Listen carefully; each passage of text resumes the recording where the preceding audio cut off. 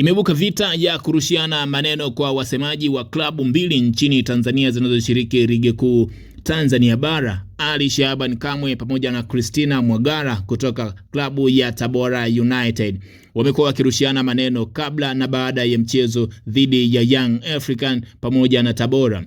Mchezo wa raundi ya kwanza klabu ya Yanga ilipoteza kwa magoli 3-1, ambapo Christina Mwagara anasema nyuki hakumbatiwi. Sasa hapo jana mchezo wa marudiano katika michuano ya NBC Premier League umechezwa, Yanga akiibuka na ushindi wa magoli 3-0. Klabu ya Yanga iliuita mchezo dhidi ya Tabora kuwa ni mchezo wa kisasi, ambapo msemaji wa klabu ya Yanga anasema mchezo wa hapo jana ulikuwa ni mchezo wa kulipiza kisasi, kuhakikisha kwamba ukubwa wa klabu ya Yanga uko wapi. Christina Mwagara naye akijibu kwamba mchezo ambao wanaotegemea kuwa ni wa kisasi, na wao wanategemea kuwa hautakuwa wa kisasi kama ambavyo walidhania, kwamba nyuki hakumbatiwi. Kwa sababu kwenye moja ya kauli ambazo alionekana akizisema msemaji wa Tabora United Christina Mwagara alisema anamtaka Ali Shaban Kamwe aombe msamaha kwa masaa 24 kwa kile alichokitaja kudhalilisha uongozi wa klabu ya Pamba Jiji, ambapo Christina Mwagara alimtaka Ali Shaban Kamwe kwenye masaa 24 aliyompa aombe msamaha. Ali Shaban Kamwe naye alijibu kama ifuatavyo: yeye anayesema mimi niombe msamaha anatokea wapi? Yaani msemaji wa Tabora United anamtaka msemaji wa Yanga aombe msamaha. Hiyo ni cheka tu kama zilivyo cheka tu nyingine. Hiyo ni nukuu kutoka kwake msemaji wa klabu ya Yanga Ali Shaban Kamwe hapo jana kabla ya mchezo dhidi ya Tabora uliotamatika kwa goli 3-0 kwa ushindi kutoka katika klabu ya Yanga. Mchezo dhidi ya Tabora United ni mchezo wa kisasi kwa klabu ya Yanga ambao uliitwa hivyo.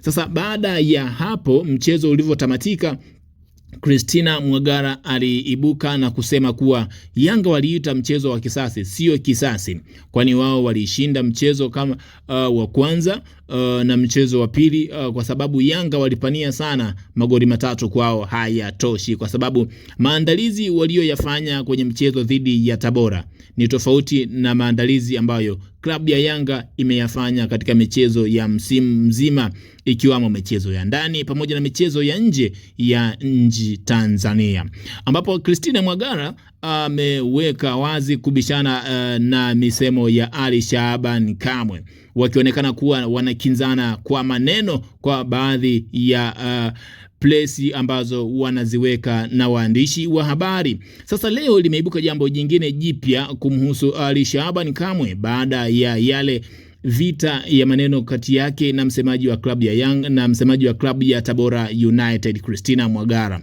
Hii leo imetoka taarifa kwamba msemaji wa klabu ya Yanga Ali Shaban Kamwe amekamatwa na jeshi la polisi na kuwekwa katika mikono ya jeshi la polisi kutokana na kile ambacho kimetajwa kuwa ni kudhalilisha uongozi wa serikali, uongozi wa mkuu wa mkoa wa Tabora. Ikumbukwe siku chache zilizopita Ali Shaban Kamwe pamoja na msemaji wa klabu ya Simba waliitwa katika kamati ya maadili ya TFF kutokana na kile kilichotajwa kuwa walizungumza kinyume na maadili ya bodi ya ligi na shirikisho la mpira nchini Tanzania TFF.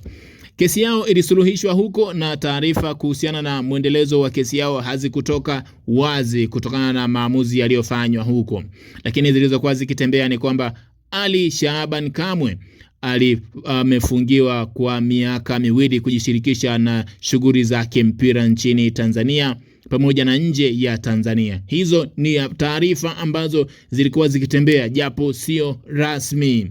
Sasa limeibuka tena jingine, vita yake kati ya yeye na msemaji wa Tabora United Christina Mwagara, ambalo limefanya yeye kukamatwa na kuwekwa hatiani na mkuu wa mkoa wa Tabora, huku akiendelea kufanya mahojiano na jeshi la polisi.